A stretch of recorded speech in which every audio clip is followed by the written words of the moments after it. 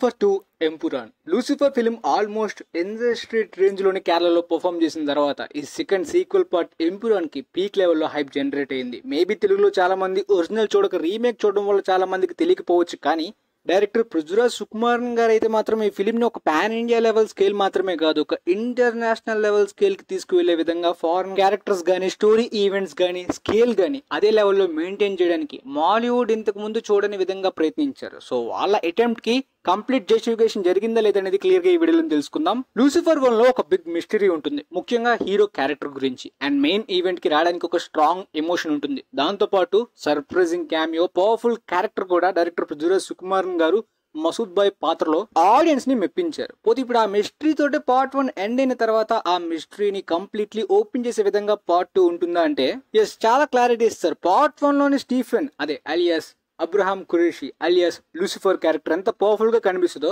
అంతే powerful presentation clarity అయితే మాత్రం ఈ క్యారెక్టర్ కి సంబంధించి క్లారిటీ ఉంటుంది. దాంతో పాటు మసూద్ భాయ్ క్యారెక్టర్ కి సంబంధించి కూడా చాలా ఇంపార్టెన్స్ ఈ స్టోరీలో ఉంటుంది.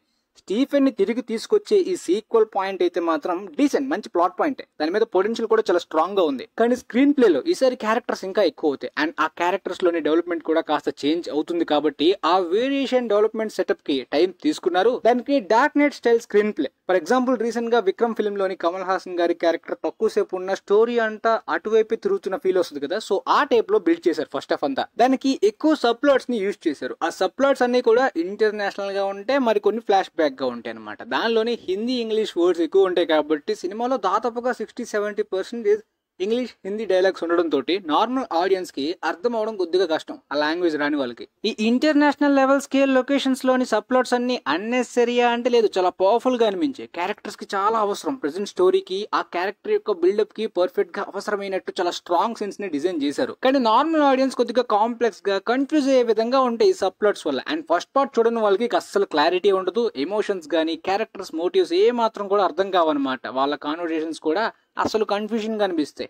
దాంతోపాటు ఫిల్మ్ లో ఈ foreign actors, game of thrones actor Jerome Flynn గానీ చాలా మంది వీళ్ళంతా కూడా ఇంగ్లీష్ లాంగ్వేజ్ లో మాట్లాడుతూ ఉంటారు. ఇంటర్నేషనల్ ఈవెంట్స్ అన్ని కూడా, పైగా మసూద్ భాయ్ కి హిందీ మాత్రమే వచ్చు కాబట్టి ఆ క్యారెక్టర్ రిలేటెడ్ ఈవెంట్స్ అన్ని కూడా హిందీలో ఉంటాయి. కాబట్టి కామన్ ఆడియన్స్ కొద్దిగా కన్ఫ్యూజ్ అవ్వచ్చు, అర్థం కాకపోవచ్చు. సబ్ టైటిల్స్ చేసినా కూడా అందుకోలేరు కంప్లీట్లీ ఆ సీన్ గురించి. దాంతో పాటు Lucifer Abraham Qureshi character return అవ్వాల్సిన పాయింట్ ఎంత కన్విన్సింగ్ గా ఉందో దానికి మించి జాయద్ మసూద్ క్యారెక్టర్ పక్కాగా తిరిగి రావాలనే పాయింట్ ఎక్కువగా స్టోరీలో ఆ క్యారెక్టర్ యొక్క ఇంపార్టెన్స్ కూడా ఉంటుంది. స్టోరీ టెల్లింగ్ డైరెక్షన్ చాలా స్ట్రాంగ్ గా ఉన్నప్పటికీ ఈ సబ్ ప్లాట్స్ ఎక్కువ అవడం వలన, దాంతో పాటు ఇలా లాంగ్వేజ్ వల్ల కొద్దిగా కన్ఫ్యూజ్ అయినా, దాంతో పాటు ఈ డీటెయిలింగ్ కూడా ఫిల్మ్ లో చాలా ఎక్కువగా ఉంటుంది ప్రెసెంట్ మెయిన్ ప్లాట్ కి ఆ సబ్ ప్లాట్స్ కి.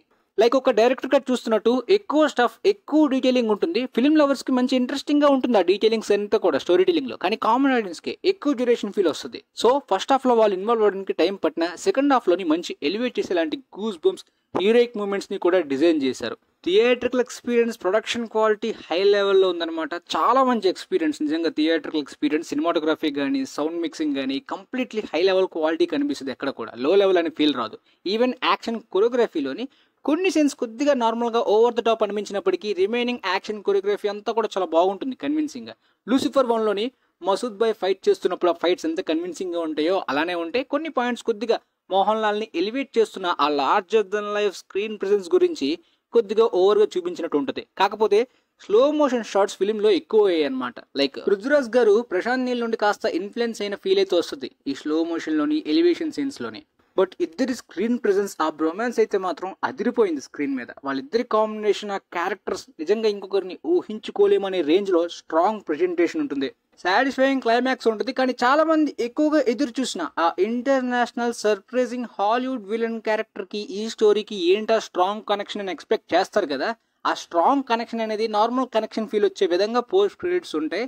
కాకపోతే నెక్స్ట్ మనకి లూసిఫర్ యొక్క ఆరిజిన్ స్టోరీ థర్డ్ పార్ట్ లో ఉంటుందని చెప్పి ఆ క్లిఫ్ హ్యాంగర్ తో సినిమా అయితే ఎండ్ అవుతుంది అనమాట. క్లైమాక్స్ లో కొత్త విలన్ తోటి కనెక్షన్ అయితే ఉంటుంది, కానీ మరి స్ట్రాంగ్ లెవెల్లో ఫస్ట్ పార్ట్ నుండి ఉందేమో అని కూడా చాలా మంది ఎక్స్పెక్ట్ చేశారు. కానీ ఆ కనెక్షన్ సెకండ్ పార్ట్ నుండి ఉంటుంది. ఫస్ట్ పార్ట్ లో ఉన్నంత మిస్టరీ కాకుండా అబ్రహాం ఖురేషీ గురించి చాలా డీటెయిలింగ్ ఇవ్వడం తోటి డ్రామాలో ఫస్ట్ పార్ట్ లో ఉన్నంత సస్పెన్స్ ఇక్కడ ఉండదు. దాంతో పాటు ఎమోషనల్ యాంగిల్ కూడా ఫస్ట్ పార్ట్ లో ఉంటుంది కదా ఖురేషీకి క్యారెక్టర్స్ కి, ఇక్కడ అలా ఉండదు. కాబట్టి డెఫినెట్లీ గుడ్, వర్తీ సీక్వెలే. అండ్ బిగ్ లెవెల్ స్కేల్ లోని, థియేటర్స్ లోని, సాటిస్ఫైయింగ్ లెవెల్ లోని, హై క్వాలిటీ స్కేల్ లెవెల్ సీక్వెలే. బట్ పర్సనల్లీ నేను ఒక గేమ్ చేంజింగ్ లెవెల్, ఒక మాస్టర్ పీస్ లెవెల్ లో ఉంటుందని ఎక్స్పెక్ట్ చేశా, మరి ఆ లెవెల్లో కాదు. ఫైనల్ గా ఈ ఫిల్మ్ కి నేను ఇచ్చే రేటింగ్ 7.8/10. గుడ్ సీక్వెలే. రైటింగ్ లెవెల్ పీక్ లెవెల్ అంటే లేదు, రైటింగ్ లోని, ఆ స్క్రీన్ ప్లే, సబ్ప్లాట్స్ లోని కొన్ని ఫాల్స్ అయితే ఉన్నాయి. డైరెక్షన్, స్టోరీ టెల్లింగ్ స్ట్రాంగ్ ఉన్నప్పటికీ ఎక్కువ డీటెయిలింగ్ వల్ల కొద్దిగా రెగ్యులర్ ఆడియన్స్ కొద్దిగా డిస్టర్బ్ అవ్వచ్చు అంతే.